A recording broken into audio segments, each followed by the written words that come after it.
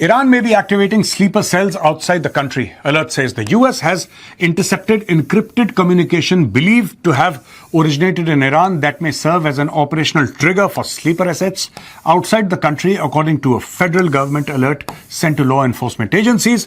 The intercepted transmission was encoded and appeared to be destined for clandestine recipients who possess the encryption key, the kind of message intended to impart instructions to covert operatives or sleeper assets without the use of the internet or cellular networks. तो बिना internet के इस्तेमाल के, बिना cellular network के इस्तेमाल के इन्होंने एक एनक्रिप्टेड मैसेज भेजा ईरान ने, जो कि यूएस ने इंटरसेप्ट किया है। और उनका यह मानना है कि जो स्लीपर सेल्स हैं ये अमेरिका के अंदर हो सकते हैं, स्लीपर सेल्स ये यूरोप के अंदर हो सकते हैं, मिडिल ईस्ट में हो सकते हैं, ये कहीं पर भी हो सकते हैं। उन सबको ईरान ने एक्टिवेट कर दिया। अब दोस्तों, स्लीपर सेल्स होते क्या हैं?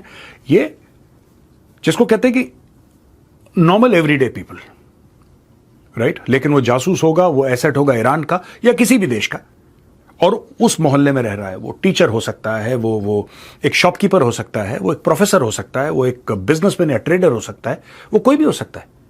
लेकिन वो एक एसेट है ईरान की सीक्रेट सर्विस का, है ईरान की इंटेलिजेंस एजेंसीज का। जब ईरान उसको गो बोलेगा, उसको एक सीक्रेट मैसेज मिलेगा, उसके अंदर इंस्ट्रक्शंस आएंगे कि तुम्हें करना क्या है, और फिर वो अपनी दी हुई ट्रेनिंग के हिसाब से, दिए हुए इंस्ट्रक्शंस के हिसाब से वो काम अपना एग्जीक्यूट करेगा।